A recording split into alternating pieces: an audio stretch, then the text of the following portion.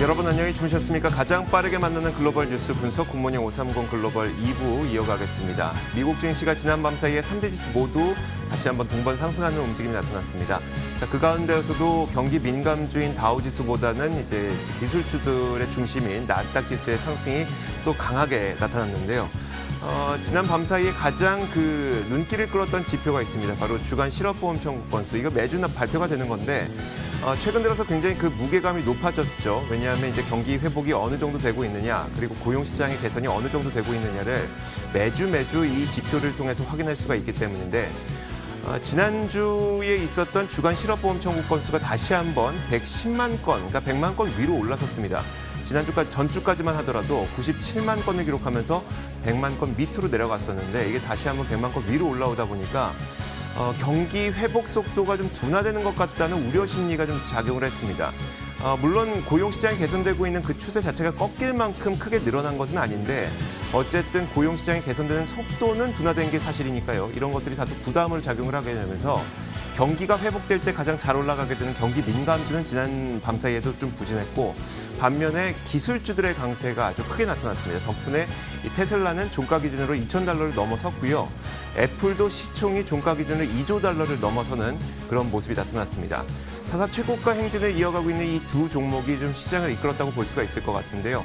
지난 밤 사이에 어떤 일들이 있었는지 지금부터 차근차근 정리해드리도록 하겠습니다. 굿모닝 530 글로벌 2부 바로 출발하겠습니다.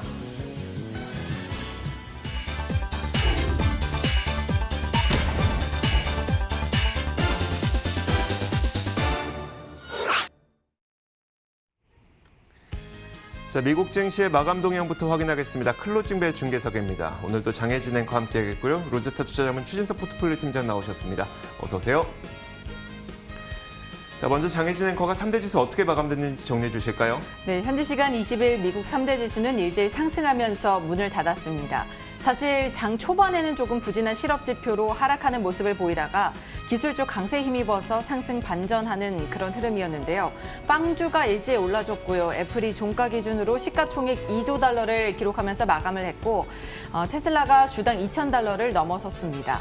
이외에도 인텔이 당사의 주가가 너무 싸다면서 자사주 매입에 속도를 내겠다라는 계획을 밝혀서 이날 1.5%의 상승세를 보였습니다. 미국의 주간 실업지표부터 확인을 해보면 주간 실업지표가 악화하면서 경기 회복 둔화에 대한 우려가 한층 더 커졌습니다. 불과 지난주만 해도 100만 명 아래로 떨어져서 97만 명을 기록했다면서 시장에서는 좀 긍정적인 반응을 보였었는데 이번 주에는 오히려 전주보다 13만 5천 명 늘어난 110만 6천 명을 기록을 했습니다. 시장에서 예상했던 92만 명보다도 많았는데요. 연방정부의 추가 실업급여 지원이 중단된 현재 상황에서 청구자가 다시 늘어나면서 앞으로 소비 등이 타격을 받을 수 있다는 우려가 커졌습니다. 향후 또 경기를 가늠하는 경기 선행지수도 발표가 됐는데요. 석 달째 오름세를 이어가고 있지만 증가폭은 이번 달에 둔화가 됐습니다. 이는 하반기 경기 회복세가 약해질 수 있음을 의미한다는 해석도 제기되고 있음을 참고하시면 좋을 것 같습니다. 어제 연준은 FOMC 의사록을 공개했죠. 코로나19 위기가 계속되면서 고용 등 경제 회복이 둔화할 수 있다라는 우려를 표한 바 있습니다. 수익률 곡선 제어 등 시장이 기대했던 과감한 부양 조치에 대해서도 부정적인 입장을 밝힌 점도 장 초반에 하방 압력을 키웠는데요. 다행히 미국과 중국 갈등에 관해서 우려를 줄이는 소식이 있으면서 이 점도 시장을 지지해주는 그런 모습을 보였습니다. 중국 상무부에서 미국과의 무역 합의 이행 상황을 점검하기 위한 이 회담과 관련해서 양국이 며칠 내로 화상회의를 통해서 회담을 다시 갖기로 했다고 말을 했는데요. 이로써 무역 합의 이행 차질에 대한 우려를 좀 잠재우는 모습이었습니다. 보다 자세한 마감 상황 함께 체크해 보시죠. 먼저 다우지수입니다. 이날 하락 출발했지만 오후장 들어서 상승 전환을 했는데요. 다만 상승폭이 크진 않았습니다. 0.17% 올라서 27,739포인트에 거래 마쳤습니다. 이어서 나스닥 지수입니다. 이날 1%대의 상승세 기록하면서 11,264포인트에 문을 닫았는데요. 기술주가 전반적으로 강세를 보이면서 탄력을 받은 것으로 보입니다. 마지막으로 S&P 500 지수까지 함께 확인을 해볼까요? 0.3% 넘게 올랐고 3,385포인트에 거래 마쳤습니다. 역시나 소폭 상승하는, 막판에 소폭 상승하는 그런 모습을 보여줬습니다. 이렇게 3대 지수 일제히 상승하면서 마감을 했습니다. 하지만 장 초반에는 조금 부진했다고 볼 수도 있겠는데요. 이날 증시를 어떻게 판단해 보면 좋을까요? 네, 그 원인이 결국은 미 연준의 추가 유동성 공급에 대한 기대가 꺾였기 때문이었죠. 그러면서 전일 아시아 증시도 좀 부진한 모습을 보여줬는데 여기에 미국의 고용지표 부진까지 겹치면서 하락세가 좀 지속되는 건 아니냐 하는 우려가 장 초반까지는 있었던 것 같습니다. 하지만은 대형 기술주가 또 한 번 좀 랠리를 견인했다라고 정리를 할 수가 있을 것 같고요. 빵주를 포함을 해서 인텔 같은 경우에도 자사주 매입을 가속화한다는 소식에 굉장히 모처럼 주가가 좀 훈풍을 탔습니다. 그러면서 또 다우지수에도 좀 모처럼만의 힘이 되는 그런 모습이 나왔습니다. 이처럼 오늘 같은 경우에도 다소 좀 불안한 상황일수록 메가캡 기술주에 대한 매력도가 올라가는 현상이 재차 관찰됐다라고 볼 수가 있겠습니다. 자, 이어서 상품 선물 시장도 살펴보도록 하겠습니다. 먼저 국제 금값이 지난 밤 사이에 0.8% 정도 하락했습니다. 0.5% 넘게 하락했는데 다만 아시아 증시 때, 그러니까 아시아장 때 선물 시장에서는 이게 1% 넘게 큰 폭의 하락을 기록했었는데요. 낙폭은 다소 축소한 채 마감이 된 겁니다. 고용지표가 발표가 됐는데 이 고용지표가 다소 부진했던 것으로 나타나면서 금값은 이 낙폭을 줄였다는 분석이 나오고 있고요. 금값과 마찬가지로 채권 금리까지도 좀 하락하는 모습이 나타났는데 그 관련된 내용 잠시 후에 살펴보도록 하겠습니다. 자, 금값은 지난 밤 사이 0.8% 내렸습니다. 1,954달러까지 내려간 채 장을 마쳤는데요. 지금 차트에서 보이시는 것처럼 장중한 때 1,930달러 선까지 내려가기도 했습니다. 다만 이것을 낙폭을 좀 축소하면서 1,954달러에 마감이 됐습니다. 자, 금리도 한번 살펴보도록 하겠습니다. 자, 10년물 국채 금리가 지난 밤 사이에 4.5%가량 내렸습니다. 금리가 하락했던 그 이유도 고용지표의 악화였었는데요. 같은 이유로 금값이 내려간 것과 마찬가지로 채권 금리도 내려갔습니다. 10년물 국채 금리는 지난 밤 사이에 4.5% 내리면서 0.652%까지 하락했습니다. 자, 이어서 국제 유가 살펴보도록 하겠습니다. WTI 가격이 지난밤 사이 0.7%, 약 1% 가까이 내렸는데요. 석유 산유국 기구인 오펙 플러스가 전날 발표했던 내용이 원유 시장의 회복이 예상보다 느리다고 밝혔습니다. 그만큼 아직까지도 원유 수요 회복보다는 공급 과잉에 대한 우려가 더 크다는 것으로 이것은 유가의 부담 요인으로 작용을 했고요. 또 계속 얘기가 나오고 있는 미국 고용지표 악화도 유가의 부담 요인으로 작용을 했습니다. 이 때문에 WTI 가격은 지난 밤 사이에 0.7% 내려서 42.62달러에 마감이 됐습니다. 자, 마지막으로 달러 인덱스까지 확인해 보도록 하겠습니다. 큰 변화는 없었는데 소폭 약세를 기록했습니다. 0.15% 약보합권 기록하면서 92.75까지 내려선 채 마감이 됐습니다. 자, 이렇게 상품 선물 시장 살펴봤습니다. 글로벌 외신 확인하도록 하겠습니다.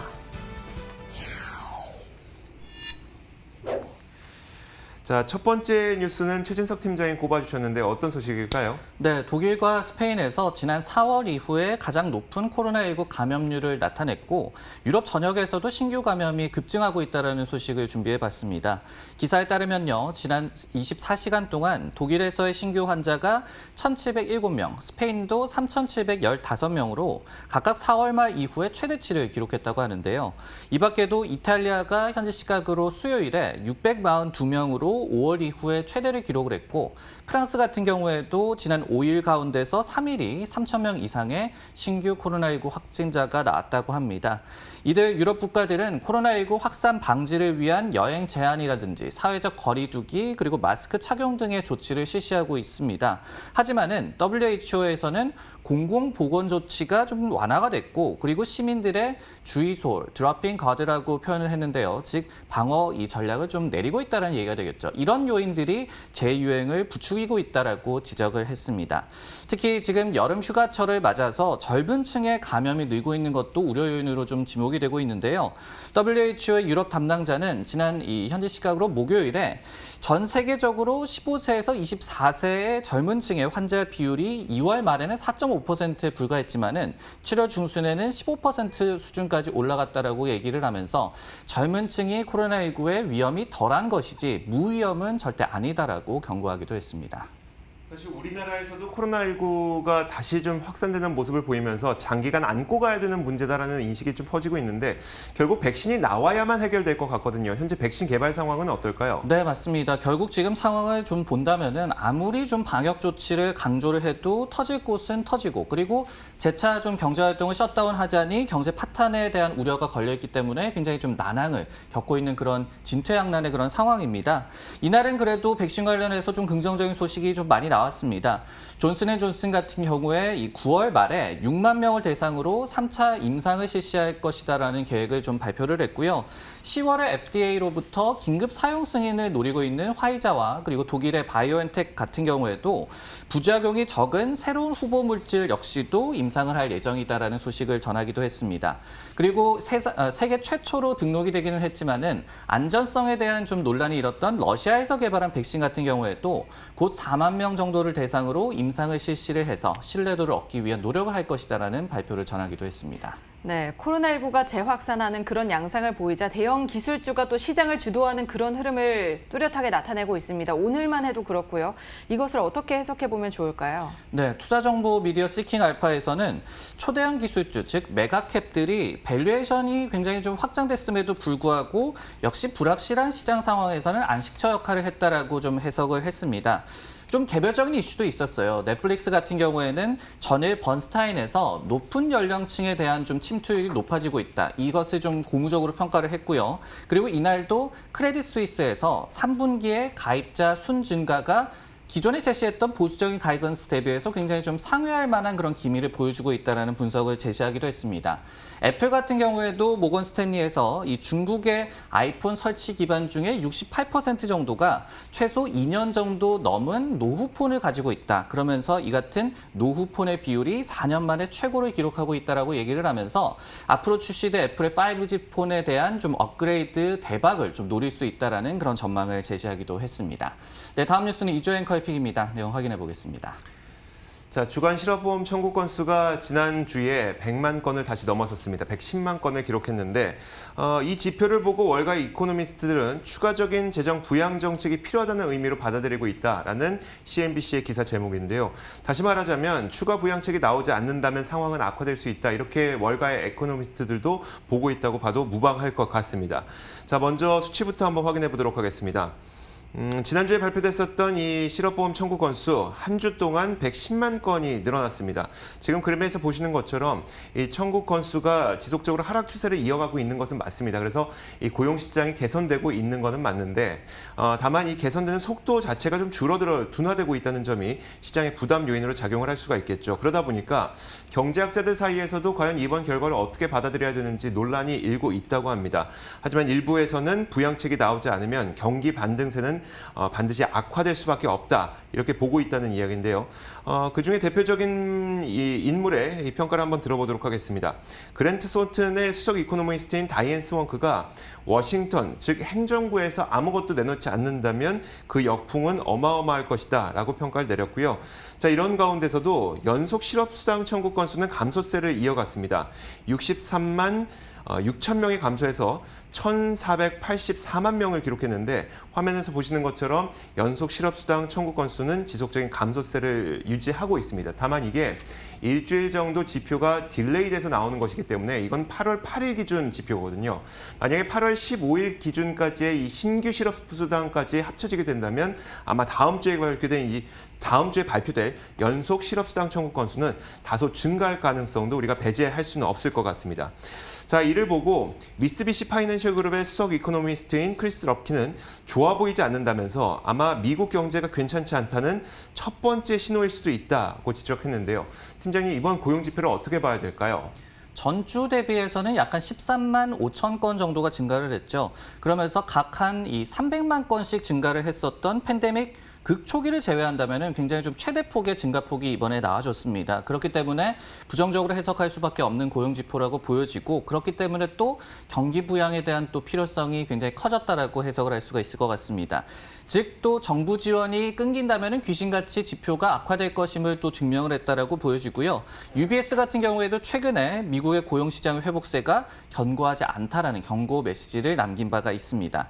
한 가지 위안거리가 이제 연속 수급 신청자 수가 이제 이제 4월 10일쯤에 1,600만 명을 하회한 이후에 계속해서 좀 감소세를 보이고 있다는 점이 되겠습니다. 하지만은 기사 내용에서도 나왔듯이 이것은 또 후행 지표의 성격이 또 강하기 때문에 어떻게 될지는 또 모르는 상황까지도 좀 염두를 해야 될 것 같네요. 네, 일단 부양책이 나와야지만 이런 것들이 전반적인 개선세를 보일 수가 있어서 뭐 요즘에 경기 민감주에 대한 이야기들 많이 하시는데 이런 것들을 지표로 확인한 이후에 들어가도 좀 늦진 않을 것 같습니다.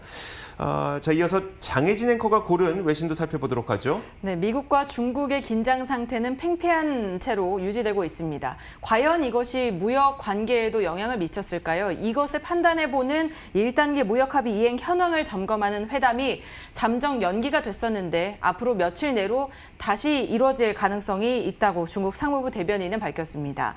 회담은 화상회의로 열릴 예정으로 알려져 있고요. 이외의 구체적인 내용은 사실 아직까지 알려지지 않은 상태입니다. 사실 양국은 당초 지난 15일에 이 회담을 가질 예정이었지만 구체적인 설명이 없는 상태로 회의는 열리지 않았습니다. 따라서 이를 기대했던 시장도 조금은 실망하는 그런 모습을 보였는데요. 양국의 관계는 코로나19와 홍콩 국가보안법 시행 이후 상당히 악화가 됐죠. 너나 할 것 없이 무역을 비롯한 여러 분야에서 위협과 제재를 가하면서 서로 이렇게 엄포를 놓는 그런 모습을 보였는데요. 다만 중국에서 꾸준히 미국 물품을 구입하고 있다고 합니다. 충족시켜야 하는 규모를 뛰어넘는 정도로 이루어지고 있어서 또 무역에는 별다른 영향이 없다라는 그런 해석도 나오고 있는데요. 레리 커들로 백악관 국가경제위원회 위원장은 미중 갈등에도 1단계 무역 합의가 지속되고 있다고 거듭 강조를 했습니다. 그는 회의 연기는 단순한 일정 문제 때문이었고 양국 모두 1단계 무역 합의에 관여를 하고 있다라고 밝혔는데요. 특히 중국이 엄청난 양의 미국 상품을 구입을 했으며 이 중 대부분이 농산물이라고 밝혔습니다. 양국은 지난 1월에 1단계 무역 합의에 서명을 했죠. 2월부터 이것이 시행이 들어갔는데 합의서에는 6개월마다 연장을 하기로 되어 있습니다. 과연 이 양국이 1단계 무역 합의를 잘 지켜냈는지 여기에 대해서는 합의 회의 내용을 좀 지켜봐야 될 것 같은데 회의 내용에 따라서 시나리오에 대해서 시장에서는 어떻게 바라보고 있을까요? 네, 회담 자체와 관련을 해서는 좀 서프라이즈한 결과는 예상되지는 않고 있습니다. 예를 들어서 IHS 마킷이라는 기관에서도 양국의 이견차를 좀 감안을 했을 때 중대한 진전을 이루기는 힘들다라는 전망을 내놓은 바가 있고요. 그리고 이번에 좀 합의사항을 이행하는 것을 점검하는 회의이기 때문에 무역 지표를 좀 들여다보면서 얼마나 좀 잘하고 있는지를 살펴볼 가능성이 좀 높아 보입니다. 하지만은 또 애초에 중국이 미국으로부터 수입하기로 한 그 미국 제품의 양이 좀 많았다라는 그런 지적들이 있었기 때문에 이번에 좀 조정이 있을 가능성은 좀 염두를 해야 될 것 같습니다.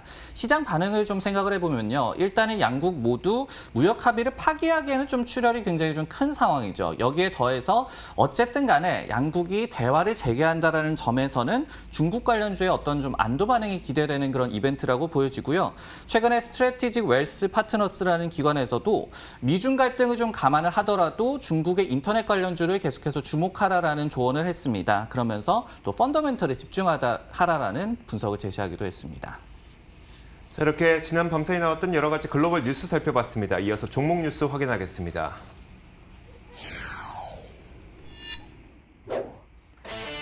오늘의 종목 뉴스입니다. 에스티로더가 부진한 가이던스와 감원 발표에 이날 급락했습니다. 알리바바가 분기 실적을 발표했습니다. 온라인 주문 급증에 매출이 회복세를 보였습니다.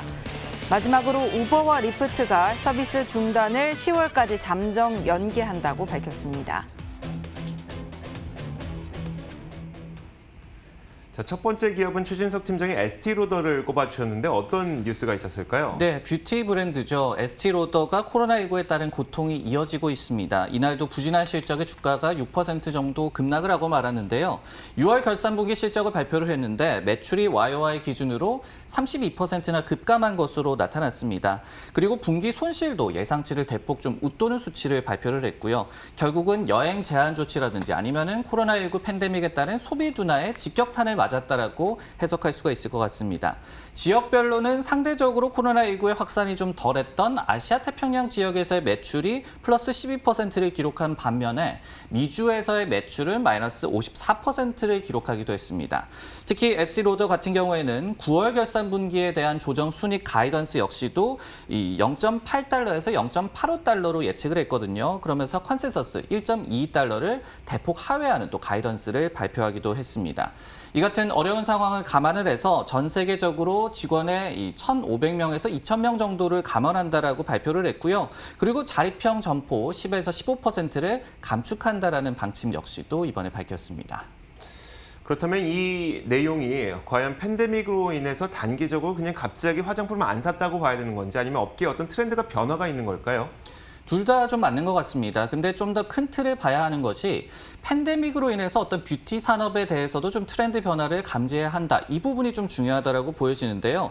이번에 에스티로드의 실적 가운데서도 스킨케어 부문의 매출은 그래도 1% 전년 동기 대비해서 늘어났습니다. 반면에 메이크업 제품 같은 경우에는 매출이 62%나 급감을 했습니다. 즉 집콕이라든지 그리고 재택 트렌드가 좀 강화되면서 메이크업에 대한 수요는 좀 감축이 됐다라고 보여지고요. 에스티로더도 원래도 좀 마진율이 높은 이 스킨케어 제품군에 대해서 좀 신경을 많이 쓰기는 했지만은 이에 맞춰서 어떤 스킨케어 부문이라든지 그리고 온라인 판매에 집중한다라는 전략을 밝혀놓고 있는 그런 상황입니다.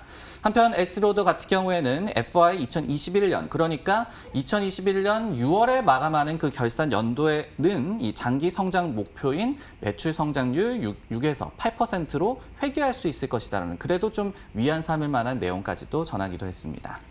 네, 미국의 어닝 시즌도 이제 막바지를 향해 가고 있습니다. 소비재 기업들의 실적이 조금 엇갈린 듯 싶은데요. 어떻게 정리를 해볼 수 있을까요? 네, 소비재 기업들의 좀 실적을 보면요. 온라인 채널을 얼마나 잘 갖췄느냐에 따라서 좀 희비가 엇갈린 것 같고요. 그리고 과거보다 시장은 현재 그리고 미래에 좀 집중하는 모습이 나왔다라고 정리를 할 수가 있을 것 같습니다. 이날 알리바바도 6월 분기 실적을 발표를 했죠. 매출이 굉장히 또 좋았고 결국 온라인 쇼핑 붐의 수혜를 받았습니다. 여기에 더해서 클라우드 매출도 전년 동기 대비해서 58%나 늘어나는 기염을 토하기도 했습니다. 여기에 또 속옷 브랜드 빅토리아 시크릿으로 유명한 엘브랜즈 같은 경우에도 어닝 서프라이즈를 기록을 했는데요. 점포 폐쇄 여파에도 불구하고 세정제라든지 비누 등의 제품군에서 매출이 호조세로 나왔고요. 그리고 빅시의 온라인 판매가 28%나 또 늘어났기 때문에 전사 매출의 서프라이즈를 이끄는 그런 모습이었습니다. 네, 다음 정보 뉴스는 이주혜 앵커의 픽입니다. 내용 확인해 보겠습니다.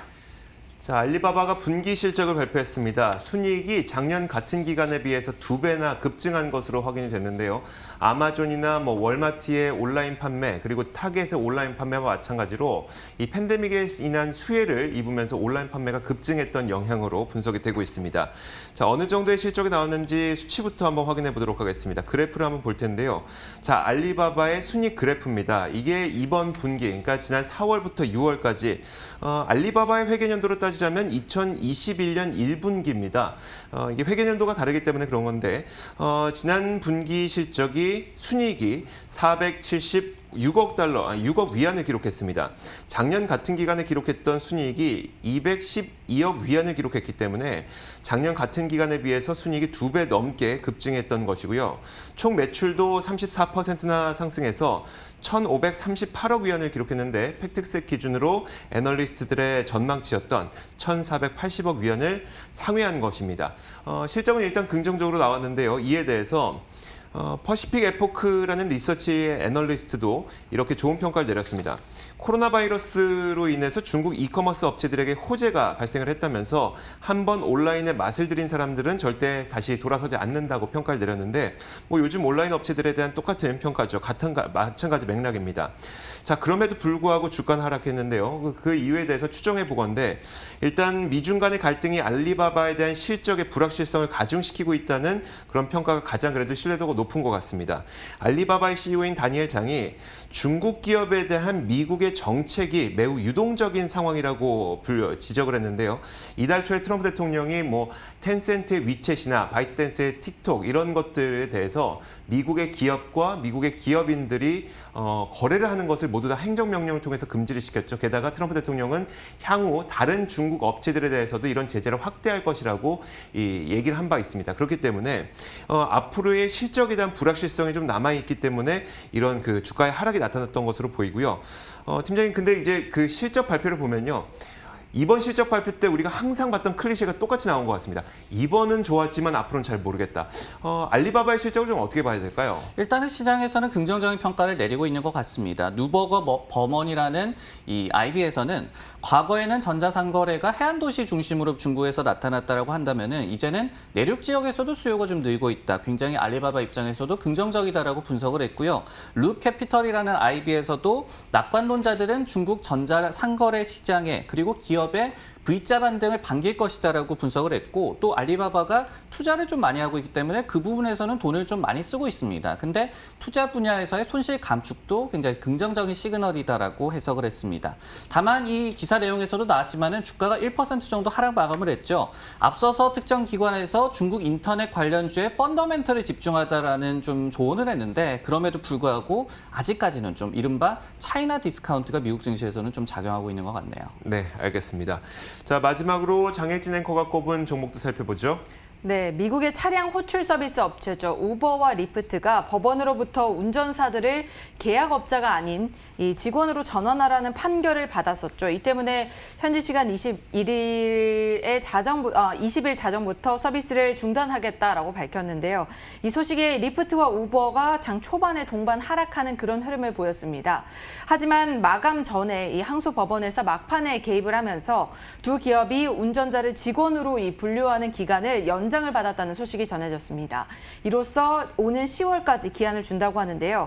두 기업은 이에 따라 기간을 좀 벌 수 있게 됐습니다. 이 소식에 힘입어서 리프트는 초반에 하락하는 모습을 보였지만 이내 반등에 성공하면서 5%대 상승세를 보이면서 장을 마쳤고요. 시간의 거래에서도 현재 0.5% 상승을 하고 있습니다. 우버 역시 7% 넘게 오르는 7% 가까이 오르는 그런 흐름을 보이면서 장을 마쳤습니다. 이들 업체는 법원의 명령에 따라서 이행할 것을 좀 반발하면서 다른 해결책을 찾고 있는 것으로 알려지고 있는데요. 현재는 이들이 캘리포니아주에서 외부 업체를 대상으로 이 프랜차이즈 영업을 하는 방안을 검토 중인 것으로 알려지고 있습니다. 만일 가능하다면 운전사를 정규직으로 고용을 하되 이 우버나 리프트가 여기에 대해서 책임을 지는 것이 아니라 이름을 빌려서 영업을 하는 이 외부 업체가 책임을 지게 되죠. 과연 이 우버와 리프트가 이번 문제를 어떻게 해결해 나갈지 여기에 대해서는 좀 여전히 미지수로 남아있는 상태인데 최근 이 기업들의 양사의 기업들에 대한 전망은 어떨까요? 네, 일단은 영업 중단 시기가 연기된 것은 한숨을 돌리는 이슈라고 좀 보여집니다. 하지만은 언제든지 해당 악재가 좀 재부상할 수 있다는 점에서는 좀 불안감이 감지가 되고 있는데요.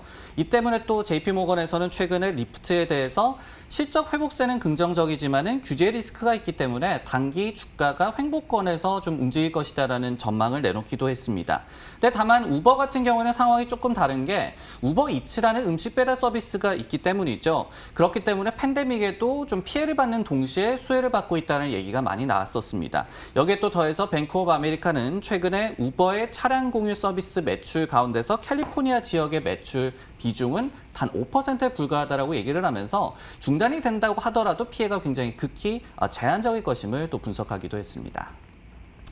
자, 이렇게 저희가 지난 밤사이 나왔던 여러 가지 글로벌 이슈와 더불어서 종목 뉴스까지 살펴봤습니다. 지금까지 장혜진 앵커와 함께했고요. 로제타 투자자본 최진석 포트폴리오 팀장 수고하셨습니다. 고맙습니다.